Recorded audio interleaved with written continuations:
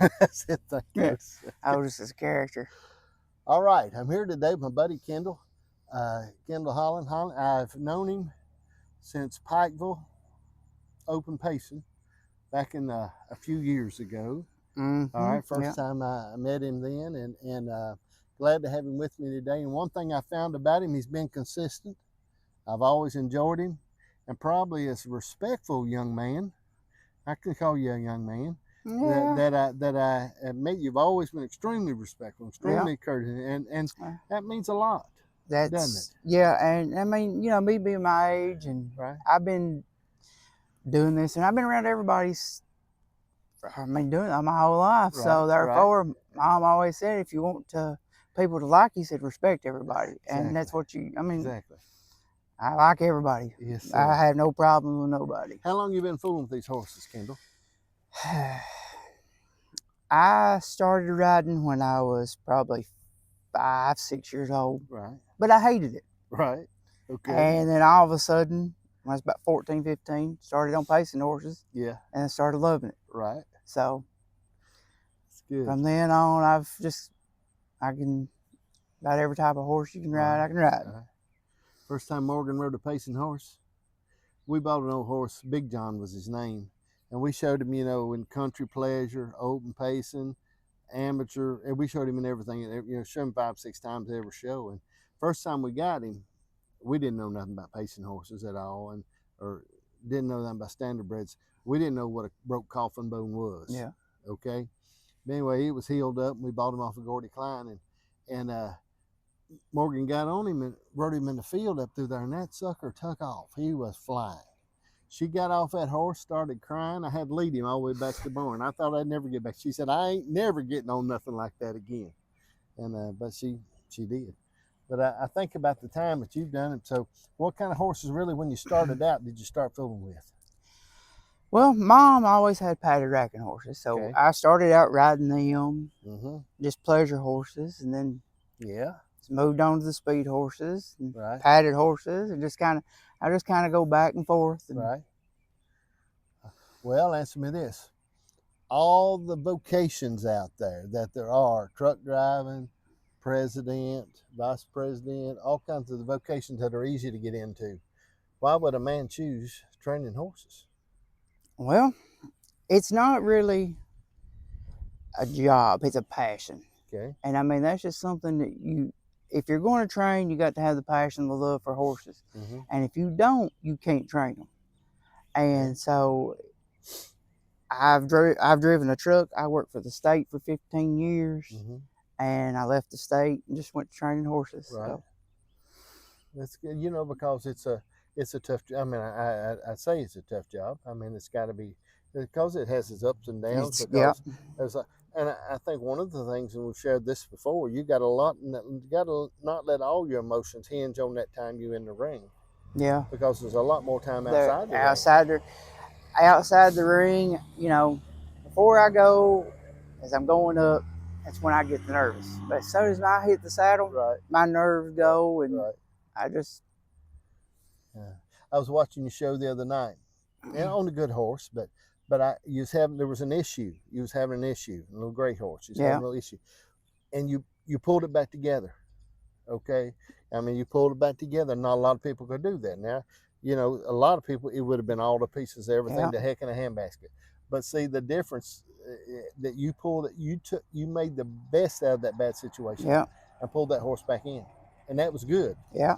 And that's a difference. And I said right then, I'm telling you, that Kendall can ride a horse. I've always had to take horses that wasn't nearly as good as everybody else's and make them what I want. Right.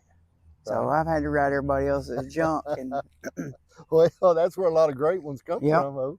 You know, when you think about it, I mean, you know, because you'll have one come along that nobody else wanted, that you'll turn around and make a whole different ballgame out of. Yeah, the first speed horse I had, I bought off a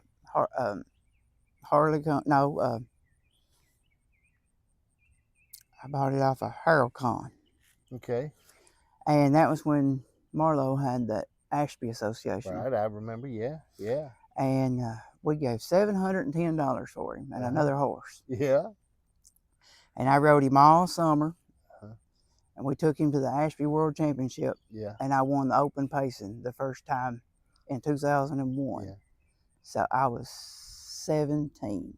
I guarantee there's a lot of people that never remember Ashby. Okay. Mm-hmm. I remember, and I remember Marlowe, and I remember trying to help him. Yeah. I had the registration papers printed for that association. I think I finally threw them away. I had a big box. I had them printed. They looked just like a walking horse registration. Beautiful paper, made heavy paper. Mm-hmm. Everything printed up just right for all that.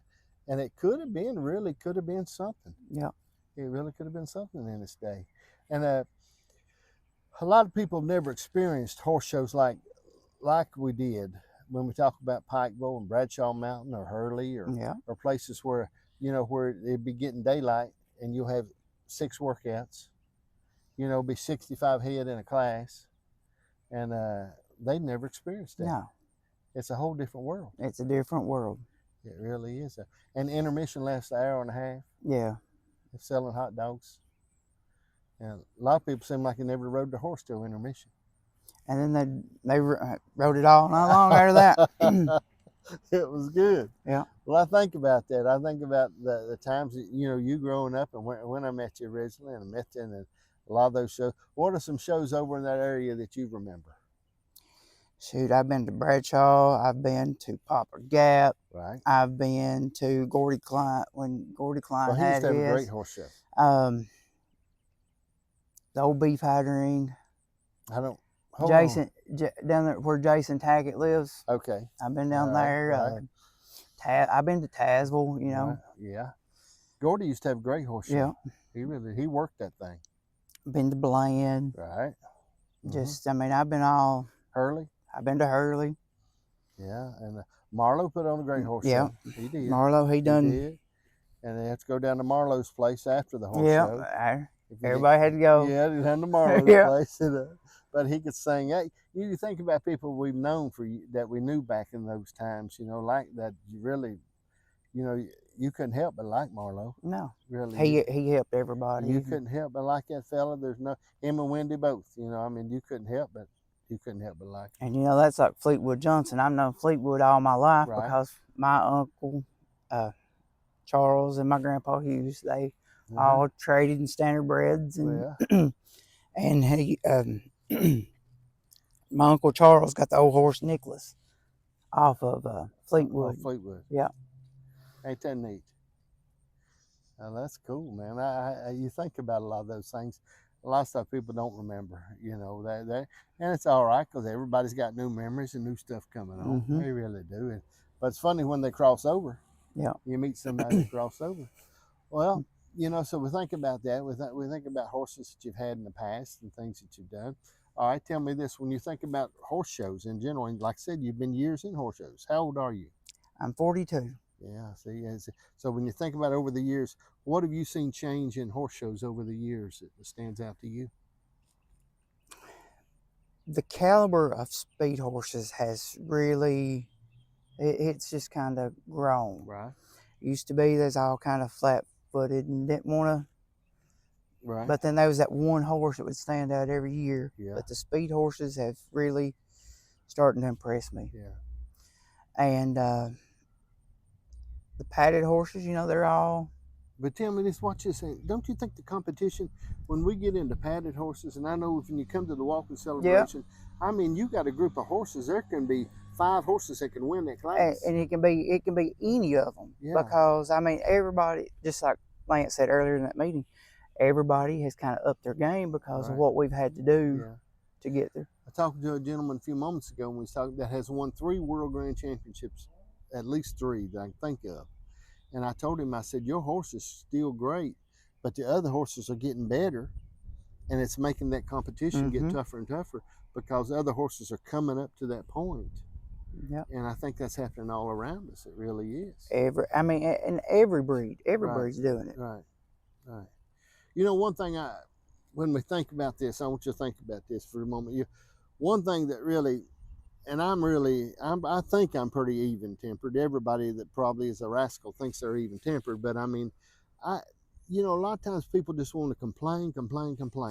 And I'm gonna tell you something. One horse that somebody thinks pacing is another horse that they think's great.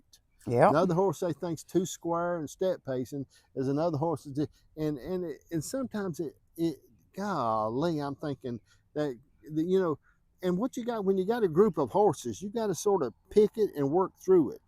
For example, I had some people the other day that stopped me and they was complaining about the judging. You know, I think this, and they gave me a big line, and I stop and listen because I'll stop and listen about anybody. And I said, guys, how come you're not judging? If you know the horse is better, I mean, I'm not saying, but why aren't you judging? Because these shows need good judges, and if you know a horse and want to change it, the best way to change something is to get inside of it. If you start changing it. If you feel like you got a problem with something, step up and try to help it out. If you don't, keep your mouth shut and go on about your business. That's exactly. I think that's the key to Yeah. it. I mean, I think that if you want to change something, get inside of it and start helping change it. Yeah. And do. I think that life only has two areas. You've got an area of concern and an area of influence. There's some things we can sort of be concerned about. If it's Washington or if it's wherever, we can sort of be concerned about it, but we got another area we can influence. Yeah. And we can influence the relationships that we meet at the horse shows and the people that we meet, and we can take time and share and talk to each other just a little bit. No matter how good friends you are outside, when you go in the ring, you become easy, but you should, you come outside because, you never know when something's going to happen. Right. Well, all right, let me put you on the spot. We talk about how fierce the competition when you get in the ring. And I think when you hit that ring, if you're not trail riding, you're in there to beat everybody else, send them home unhappy. Yep. Okay? But I'm going to tell you, I think women are worse than men. Women are competitive. They are. And I'm going to tell you something. And you just said, you can mark this down. It is. They're competitive. They are. And right now, they're some of the top women riders in the speed divisions. And so they're competitive. And they're competitive. Yeah. And they don't take this stuff lightly. No. And they really don't. They're competitive and they ride hard, man. Mm-hmm. Juvenile horses are fast. These juvenile horses are mortally flying. Well, you got to think about this. When you had your horses, you always wanted Morgan to ride a better horse than you. And I dig deep in my wallet, okay? Do whatever I needed to do, And I bought some horses that people said, nope, it ain't for sale. And I said, well, hold on just a second. What do you mean it ain't for sale? And we were talking until I found the spot it was for sale because she wanted to ride it. She wanted to ride it. And I'm telling you something, I'm so glad that my grandkids are not riding horses. You'd be a whole lot of money. I don't want them to, I just assume they fish or something like that. Okay, but I'm telling you something, I've got some donkeys and I let them pet them. It's a lot cheaper.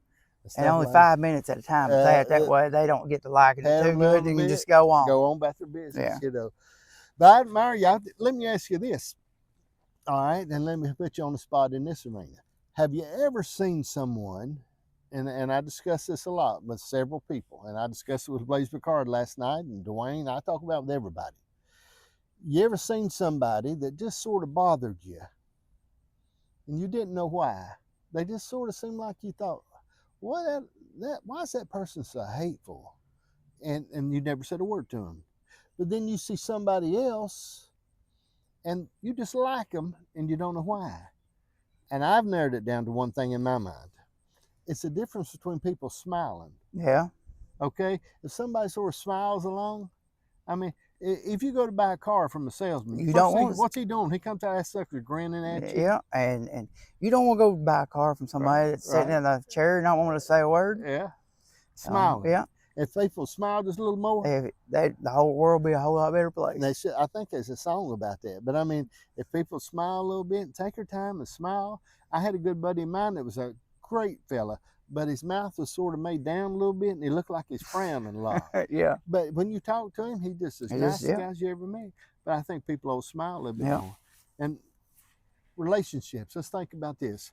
At the horse shows, and you've been coming for years. Yes. What are some relationships and people that have really sort of focused you and inspired you and encouraged you? Dwight and Sue, mostly. I mean, they've been a bigger part of it because Dwight started when my uncle had padded horses. Dwight started out working for him. Okay. And then Mom and Sue, you know, Right. Bill, my grandpa, and they all just kind of. Right. Right. Mom and Mona, and, you know. Yeah. We all just kind of grew up together coming down here. And they've been several times that me and Shana Gill get in the back seat of Mona and them truck and come to the horse show. Yeah. You know, I tell you what, of course, I think Dwight and Sue have inspired a lot of people. I really have, and they really have. But now, so when you think about Dwight, what can you, now I'm going to put it right on the spot. What can you tell me about Dwight that a lot of people don't know? Because I got some stuff. I do too, but I don't Not say bad stuff, no, good stuff. Well, see, I mean, but let me tell you mine, and then that way you won't put you on the spot. Okay. He's more tender-hearted. Oh yeah. Than what people, now a lot of people see Dwight, you don't know quite how he is. You don't know he's so tender-hearted, and he really is that fella. Well, he will shed a tear. Okay, he gets emotional. His heart is really on his sleeve with a lot of stuff.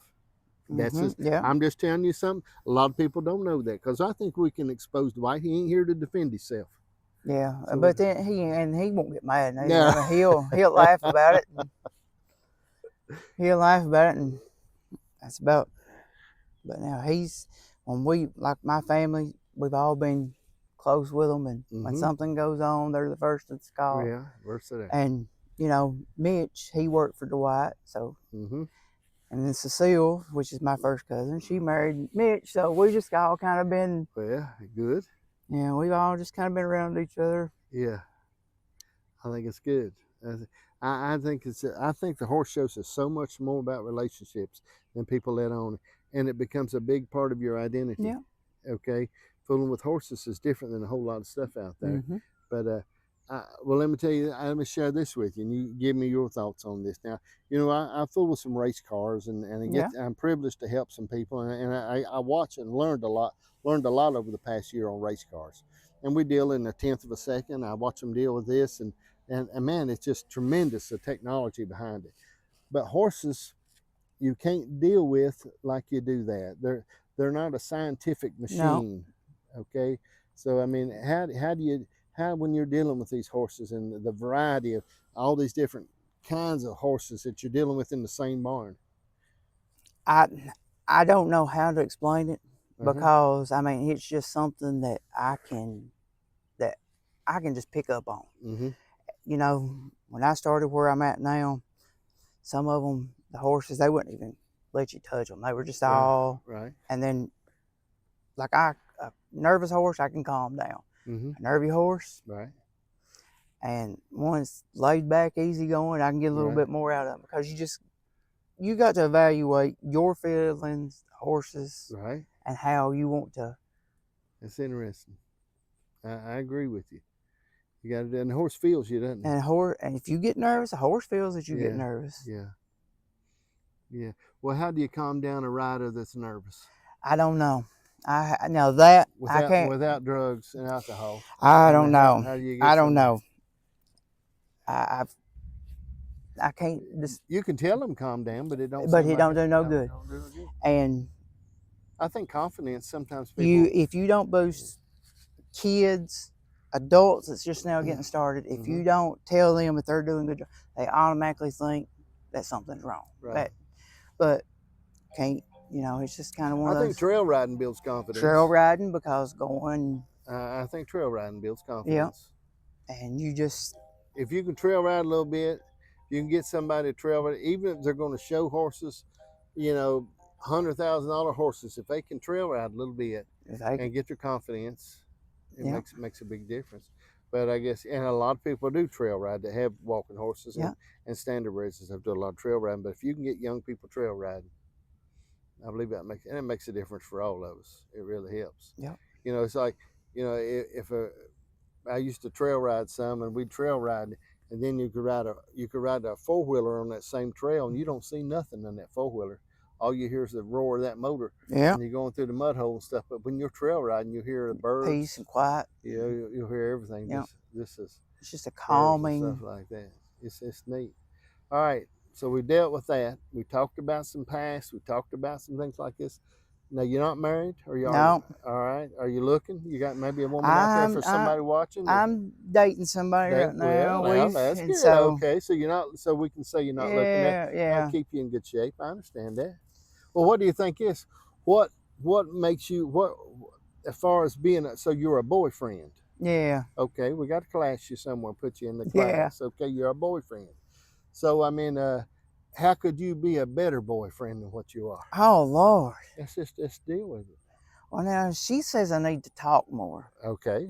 She says I'm quiet, but now I don't think I am. You don't think you're quiet. You don't think you need to talk. Well, it don't matter what you think. So you need but to know so that. I mean, she says I need to talk more. So. Okay, good. So do you think you need to, or you think you're okay? I think I'm all right. Well, see, that's your first way you're messing up. It don't matter what you think. It don't make no difference. See, the right answer was, yeah, she's probably right. I need to. Well, see, I can't let her know that she's right, but though. I'm telling you, that's where you're messing up, too. You got to, I've been married 42 years. Okay, you got to let her know she's right. Yeah, that makes a, and now when I do that to Janice, if I say, well, okay, yeah, she said, are you patronizing me? I said, I don't understand which way you want me to go. I can disagree with you. I can agree with you. If I agree with you, you may think I patronize you, but what you got to do is back up and say, well, that makes sense. Yeah. I really need to work on that. Yeah. Because of our relationship and how much I care, I'm on a stride to do better. And if it touches your heart that I talk more, then I'm going to work on that. Yeah. See, I'm telling you, you got to reach deep, buddy. You got to reach deep sometime into that part you need to fix. Yeah, man. Okay. I mean, you know, well, let me tell me this: when you think about your life growing up, and you think about people that you know that have been married and are married and been married, what do you think made good marriages for them? You know anybody married for a long time? Yeah. What think made a good relationship there? You know, I'm going to say communication. Okay. If you don't communicate, right. Good. You ain't going to, you know. Gotta communicate. Maybe that's my problem. That's maybe. Well, see, we're dealing with this. Dr. Phil ain't got nothing on us. We got to deal. It's a Dr. Dash edition. We got to talk now. You got to talk. I'm trying to make this relationship work between you and her and get this thing on the up and up. And communication, patience. Yeah. And you know, I'll tell you something. What I found is being nice. I mean, don't be. Listen, I'm gonna tell you something. You're gonna have to really push me back there hard to get me to ever say a cross word to you. I mean, even if we have a problem, I'm saying, well, ain't that something? I'm going to have to get me shoved plumb in the corner. Now, if I'm like that with you, then what I'm doing saying is, why would my wife, would I say something mean and hateful to her? And if I do, I got to apologize. Yeah. And if you don't apologize, and when you're dealing with things in relationships, I believe you got to take time and apologize and be nice. I mean, just be nice. And, you know, I've learned a lot over the years, but my daddy said a man was like a coon dog. Time is worth anything. He's dead with old age. Yep. So, I mean, there's areas, but I'm telling you, with her, if she says you need to communicate, baby, you better work on communication if you want to keep her. Yeah. Now, if you're hunting for another one, then you do what you want to do. But you gotta make sure you communicate and talk with each other and do those things. Yeah. I think so, anyhow. Yeah. And it's just the way it works. But it's good. It's good. Well, all right, now we covered some important stuff. Let's talk about something that's important. Let's talk about money. Okay? Okay. All right. Now, I'm sure being a horse trainer is a lucrative lifestyle with limousines and Cadillacs and helicopters and going on cruises and doing stuff like that. When I go home, I got a valet. See, I understand. That's not one of those things that go in the toilet. No, that's but a valet's the guy that. I thought that was that butte or what is the thing? What's the thing that squirts the water up? Oh my God. Bidet. Bidet, yeah. No, okay, valet. The valet is a parking. Bragging because you had a bidet. I thought, well, now I'll tell you something, man. Kendall's high fluting. My cousin Dwayne keeps trying to get me. He tell me about he got one of them too, you know. He's got one of them and he got one for his mom. And he's talking about, he said, I'm telling you, I said, I don't know if I could get into that. It would scare me a little bit. But, you know, you just kind of got to know Dwayne. Anyway, we ain't gonna edit that out either. But what I was saying, I think about that. What was we talking about? Money. We Yeah. talking about money, something important. So you have to be able to live somehow in your means to do what you enjoy doing. Yeah. Okay. What are some keys to that? How do you do it? Because you're doing it. I just don't spend a lot. Thrifty. I don't. Well, it's not. I'm thrifty. Cheap. I'm not them cheap. Tight? I mean, not that I'm tight. Well, come on now. Where you at? If I don't need it, I won't get it. Well, now see, you got no idea what a revelation that is. Yeah. If I don't need it, tell me a little more about that. If I don't need it, my biggest thing that I buy is clothes and food. Yeah. Well, that's a big for everybody. That's a big thing. And I mean, I don't have to drive no expensive vehicle. Right. Yeah. I'm just a common, everyday person. Yeah. Well, I like that. Sometimes if you get above your means. Yes, I understand. It's easy to do, and it can become a burden. Yep. Okay, and I don't know. I found that if you're not careful, there's things that you do, you think in that moment's really cool. Then you got 72 months you're going to have to pay for it. Okay. And, or now they finance stuff for 120 months. And, but I mean, I'm thinking, gee whiz, if you just take your time, and I've shared this before. My wife says I need to quit sharing it, but she ain't here. So I'd like to have me a Chevrolet Spark. I had one of those, a little Chevrolet. Okay. It's 45 miles to the gallon. They quit making them now, but I had one and I loved that Chevrolet Spark. Now it's little and it looked like you had to grease me up with WD-40 well, to get me into it. I loved it, okay? And now they got used ones out there, and they're probably $200 a month. It cost me, I'd finance it and get me one. But my truck runs good. I wouldn't get rid of my truck for nothing. 120,000 on it, and Janice's Cadillac's got probably 100,000 on it, but it's perfect. And so I can't find a reason to get another car. So I've been about a year or so. I keep looking and thinking and wondering about it. Just tell Janice that you're going to start another business.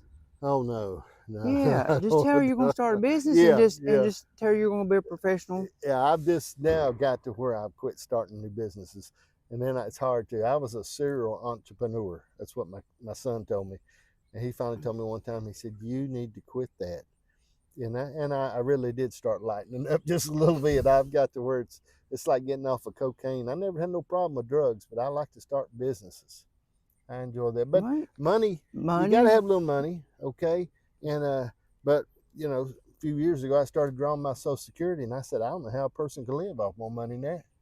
Now I get my money comes to my direct deposit every month. Oh, so you don't have to walk to the mailbox? Mailbox is old days, baby. Oh, okay. Now I got the card. I don't have to worry about that at all. It's like hitting the lottery every month. Every month. It's every month. But it's good. Well, it takes money to do those things like we're talking about. It takes money to spend money. It really does. And I think, like you shared, is a great nugget. And there's people way older than you never have grabbed that. If you live within your means, and don't just get everything that you want. You know what I mean? And just taking care of what you need to do that. Well, we covered some important topics, but one more topic I want to cover. What about music? What kind of music do you like? Oh, music. Country and bluegrass. Country and bluegrass. Well, now old, new, in the middle? Any. Okay, all right. I mean, I can't go with you, but that's okay. It's like man that kissed a cow, to each his own. But I mean, when you talk about some of these new countries, it's a little too off for me. Well, I'm more of an old country, but I like my Clint Black, George Strait. See, you're younger than me though. You're in that generation and that generation. And I like Conway Twitty. Right. Hank Williams. Yeah. And then you got Ralph Stanley. Yeah. I heard Hank Jr. sing a while back. I was watching some recent stuff, and he just didn't sound as good as he did several years ago. But everybody gets old. Yeah. I got to hear Willie Nelson in concert one time. I drove 14 hours to get there. And man, down in Florida, went to Florida and heard him. And man, that was something else. I'd say so. I'd say. He stepped out there on the stage they led this blind woman out there Mm-hmm. and sit her down behind this great big piano. And I thought, who is that blind woman out there going to play the piano for Willie Nelson? It was his sister. She's passed away now. But buddy, she tore that piano all to pieces. She could play. It was great. I got to hear the Eagles one time in concert. Got to hear them, and so you really like an old country and bluegrass. Mm-hmm. Huh. Bluegrass is a mixture, isn't it? Yeah. It's a mixture. We got some new bluegrass out there that's really classic. I know the new stuff. Yeah. You I like the don't. older I stuff? like the older stuff. Yeah, I listen to a lot of that. I 'Cause- like that a little bit. Yeah, I'm not much on the rap.